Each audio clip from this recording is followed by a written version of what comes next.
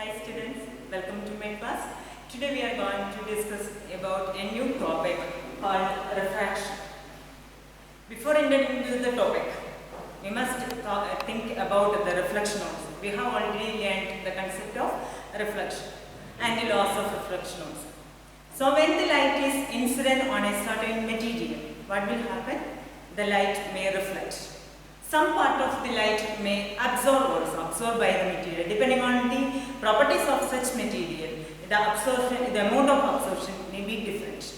So there are two phenomena you can observe when the light enters into the medium. One thing, reflection, and another one is transmission. So we are taking the second term only, transmission. And let us take two media. One medium is, the first medium is air and the second medium is glass. You think that a light is entering into the glass from the medium of air. So that time there is a change in velocity you can observe. Change in velocity leads to the deviation of path of light. And that phenomenon is said to be refraction. So what is meant by refraction? When light travels through different media, there is a change in velocity or direction. This phenomenon is called refraction of light. Today we will learn three topics mainly. One, the definition of the refraction.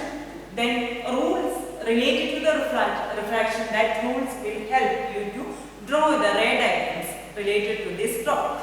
Then the laws of refraction. These are the three topics we will mention in this session.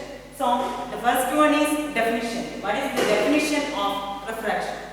When light travels through different medium, there is a change in its velocity and direction. This phenomenon is called refraction of light. This will happen only when the light travels from one medium to another medium. Different media possess different velocity, so that when light travels from one medium to another medium, there is a change in velocity. And for that, I am taking two media. Observe this picture. We have two media. This is called the surface of interface or the separation between two media. One is air. I am taking one medium as air and another medium as glass. So the velocity of light in glass is less than that of air. So when the light is enters into this medium, that time it bends. How does it bend? That will be discussing in the case of rules.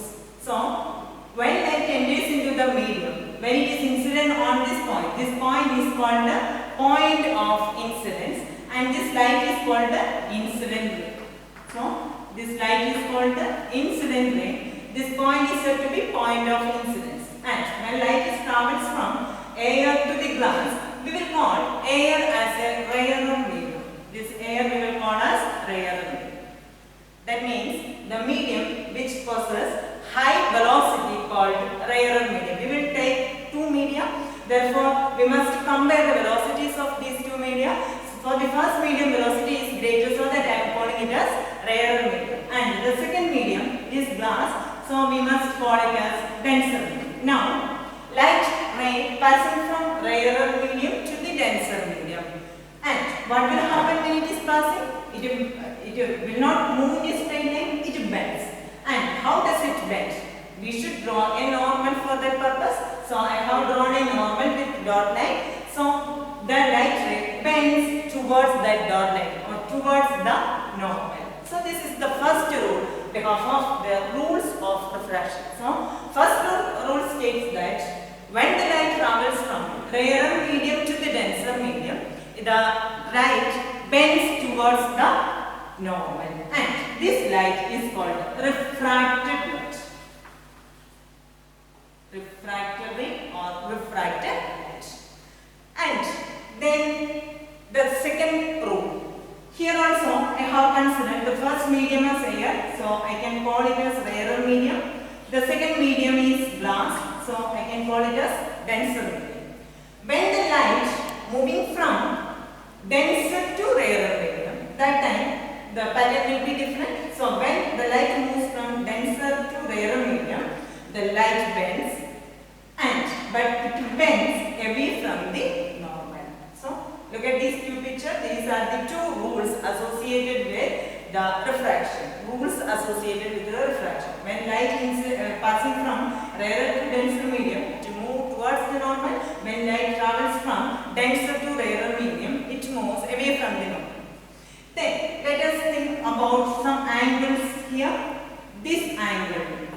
This is the angle between the normal and incident ray, and this angle is said to be angle of incidence and represented with the help of small letter I. So this angle is said to be angle of incidence. This is the angle between normal and incident. Here, this is the refracted ray for you, so that this angle, the angle between the normal and the refracted ray, is called angle of refraction. So you should remember these two angles also from this diagram. So angle of incidence is the angle between incident ray and normal. Angle of refraction means angle between refracted ray and normal. Then these are the two rules. Then we must enter into the last topic called laws of refraction. You want to remember the laws of reflection.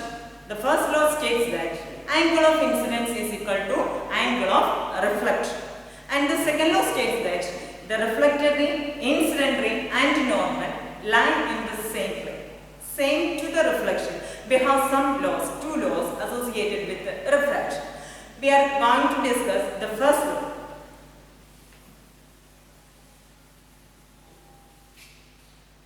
The first law states that the incident ray, refracted ray and normal lie in the same plane. Incident ray, refracted ray and normal lie in the same plane. You have already familiar with these words. Incident ray is here, refracted ray is here, and normal I have drawn here. These are all associated with this surface of separation between these two media. So that this definition is, this law is coming. Incident ray and refracted ray normal lie in the same plane. Then the second law is also known as Snell's law. Second law is also known as Snell's law. Snell's law states that sine of angle of incidence divided by sine of angle of refraction is a constant, and that constant is called the refractive index of the second medium with respect to first medium.